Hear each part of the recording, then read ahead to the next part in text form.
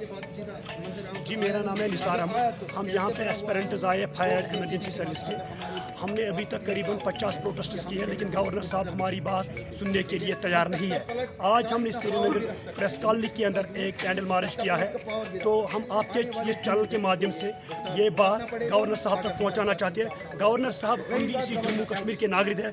Governor साहब, हम भी इसी जम्मू कश्मीर के सिटीज़न हैं। हमें इंसाफ दीजिए। गवर्नर साहब, आप मुझे बताइए कि आपने मुझसे एक वादा किया कि जम्मू राजभवन में आपने मुझे बोला कि इसमें 3 मेंबर कमेटी मैंने गठन की है, तो जो वो फैसला देगी तो मैं उसको कैंसिल कर दूंगा। गवर्नर साहब, जो CBI का काम था वो खुद एस्पिरेंट उन्होंने 75% काम कर दिया है।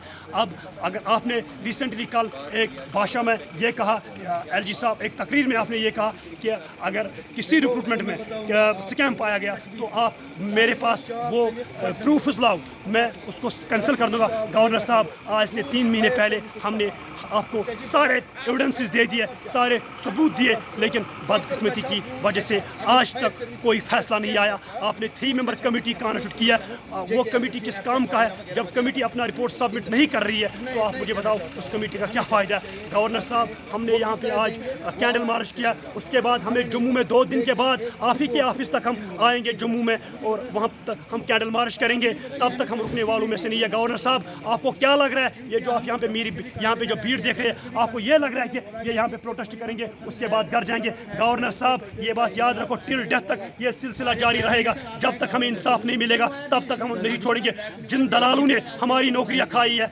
हमें आता है उनसे अपना हक छीनना, लेकिन हम इंडियन कॉन्स्टिट्यूशन को रेस्पेक्ट करते हैं, हिंदुस्तान के जो झंडा है उसको रेस्पेक्ट करते हैं। लेकिन मेहरबानी कीजिए, ये जो आम जनता है, हम स्टूडेंट्स हैं, एस्पिरेंट्स हैं, हम थक चुके हैं, हम डिप्रेशन के शिकार हो चुके हैं। मेहरबानी बराई करम हमें इंसाफ दीजिए। अगर आपने ऐसा नहीं किया तो यही यूथ कल गलत रास्ता इख्तियार करने पे मजबूर हो जाएंगे, और आपका सिवर LG administration, we want only justice.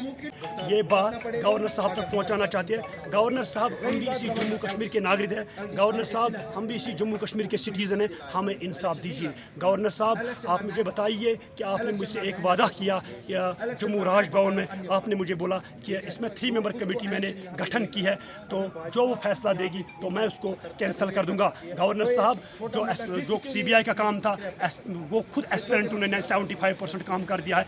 अब अगर आपने रिसेंटली कल एक भाषा में ये कहा, LG साहब एक तकरीर में आपने ये कहा कि अगर किसी रिक्रूटमेंट में स्कैम पाया गया तो आप मेरे पास वो प्रूफ लाओ, मैं उसको कैंसिल कर दूंगा। गवर्नर साहब, आज से 3 महीने पहले हमने आपको सारे एविडेंसेस दे दिए, सारे सबूत दिए, लेकिन बदकिस्मती की वजह से आज तक कोई फैसला नहीं आया। आपने 3 मेंबर कमेटी कॉन्स्टिट्यूट किया, वो कमेटी किस काम का है? जब कमेटी अपना रिपोर्ट सबमिट नहीं कर रही है तो आप मुझे बताओ उस कमेटी का क्या फ़ायदा है? गवर्नर साहब, हमने यहाँ पे आज कैंडल मार्च किया, उसके बाद हमें जम्मू में 2 दिन के बाद आप ही के ऑफिस तक हम आएंगे जम्मू में, और वहाँ तक हम कैंडल मार्च करेंगे। तब तक हम रुकने वालों में से नहीं है। गवर्नर साहब, आपको क्या लग रहा है, ये जो आप यहाँ पे जो भीड़ देख रहे हैं, आपको ये लग रहा है कि ये यहाँ पे प्रोटेस्ट करेंगे उसके बाद घर जाएंगे? गवर्नर साहब, ये बात याद रखो, टिल डेथ तक ये सिलसिला जारी रहेगा। जब तक हमें इंसाफ नहीं मिलेगा तब तक हम नहीं छोड़ेंगे।